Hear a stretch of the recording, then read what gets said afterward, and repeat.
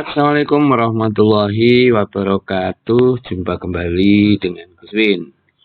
Kali ini Gus Win akan berbagi pengalaman bagaimana cara melakukan remedial dengan aplikasi CBT yang ada di sekolah.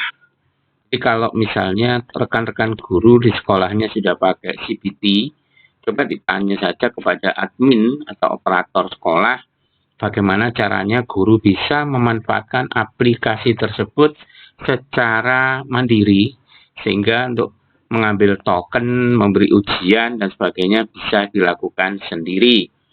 Jadi ini contoh ya, di sekolah tempat saya mengabdi itu sudah menggunakan CBT sejak lama ya.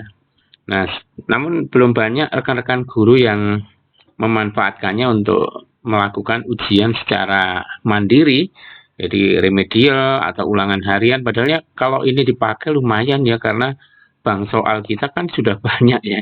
Ini punya saya sudah berapa ini, sudah 40 lebih ya.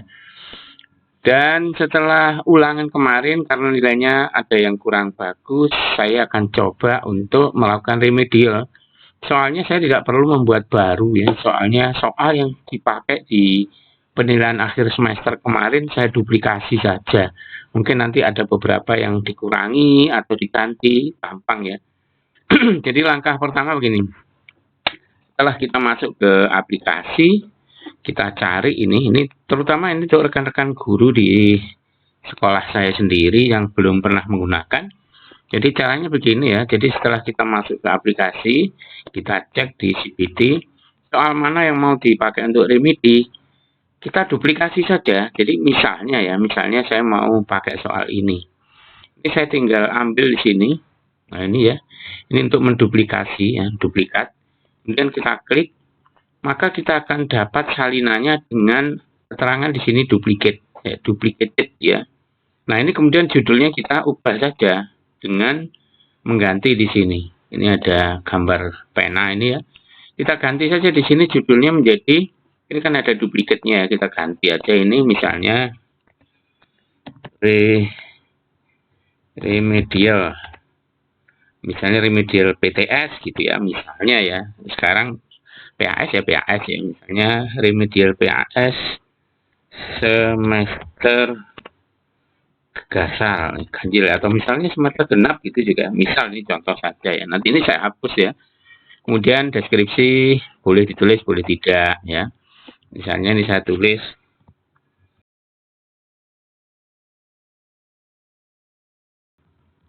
misalnya seperti ini. Kemudian kode ini boleh diganti ya. Misalnya ini saya ganti, saya tambah di sini misalnya saya ganti rem gitu aja deh, rem 308.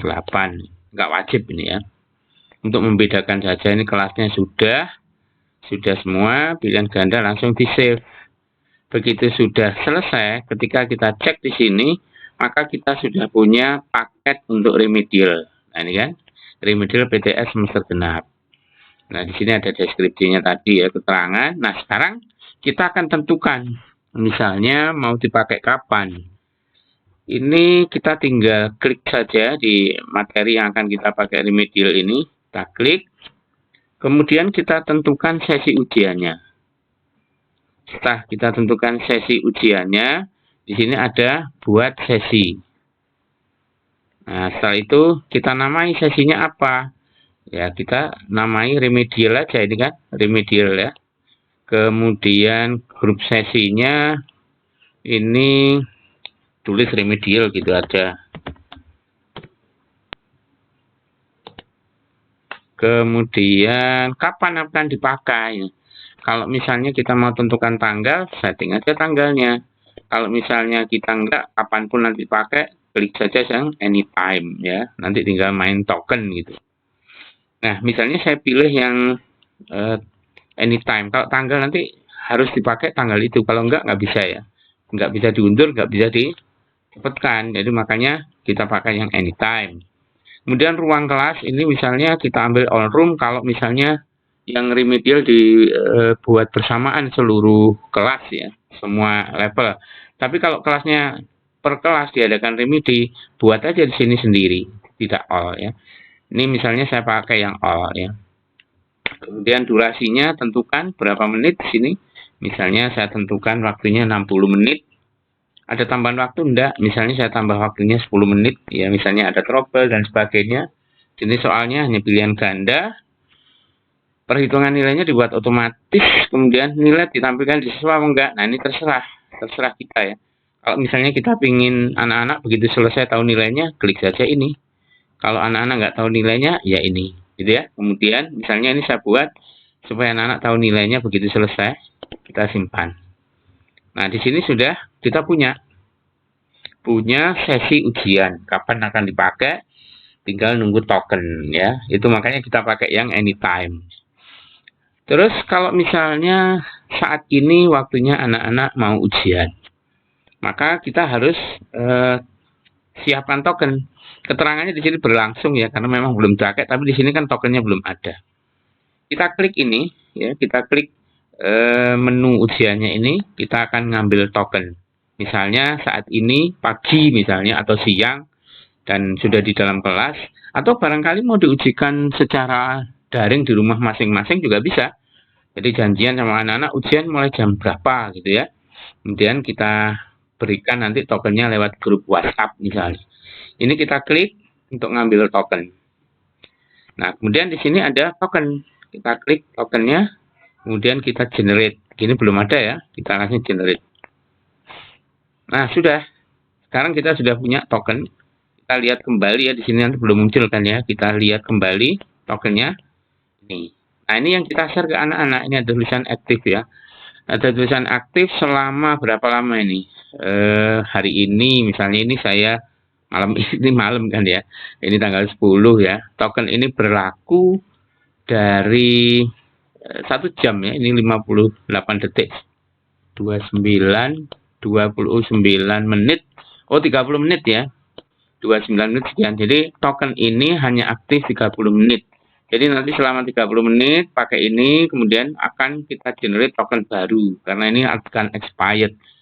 Nah, token baru itu dipakai andai saja peserta didik ada yang trouble logout sendiri, maka kita akan berikan token baru, jadi generate lagi. Selama nggak ada ya cukup 1 kali token ini sampai selesai, dia sudah selesai ya.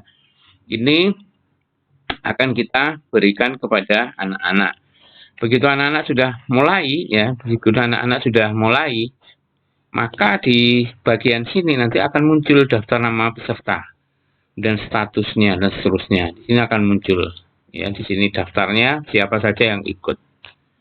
Dan itu selesai sampai waktu yang kita kehendaki tadi. Jadi setelah 60 menit yang sudah kita setting tadi selesai, ya sudah habis, sudah waktunya anak-anak tidak bisa masuk lagi. Dan semuanya sudah beres, nilai akan muncul secara otomatis di sini, kita sudah tahu berapa soal dijawab dan seterusnya.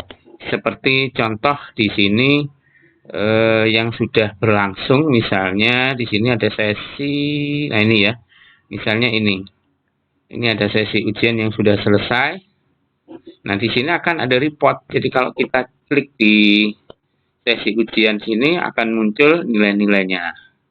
Nah, di sini ya, ini ada token yang bekasnya dulu. Ini selesai, ini berlangsung, cadangan nanti untuk anak-anak yang susulan, ini ditulis susulan gitu ya. Jadi di sini nilainya bisa tampil. Nah, di sini seru-seru nilainya ya. Ini soalnya 25 ya, benar cuma 9 dan seterusnya. Nanti setelah kegiatan remedial atau ulangan secara mandiri ini selesai, kita bisa unduh di sini, hasilnya berupa Excel ya. Begitu, jadi teman-teman, teknologi ini kita manfaatkan. Jadi soalnya sudah kita punya begitu banyak ini menjadi bank soal kita, bisa dipakai, bisa diedit, bisa di-copy, digandakan seterusnya dengan membumbui sisi kiri kanannya udah selesai. Jadi kita nggak ribut lagi membuat selalu yang baru. Yang lama pun bisa kita otak-atik kembali, kita tambah, kita ubah gitu ya. Tingkat kesulitannya bisa kita kurangi atau ditambah sambil menata kembali kalimat-kalimat yang barangkali masih kurang bagus. Itu saja yang bisa Guswin share ya untuk pemberian penilaian kepada anak-anak berbasis IT ya, berbasis CBT. Ini bisa dikerjakan dengan smartphone maupun dengan laptop. Selamat mencoba, mudah-mudahan ini bermanfaat. Jika ada hal-hal yang kurang jelas, boleh ditulis di komentar. Terima kasih, sampai ketemu di video-video yang akan datang. Jangan lupa tetap dukung channel Guswin, berikan like, share, dan komentar. Assalamualaikum warahmatullahi wabarakatuh.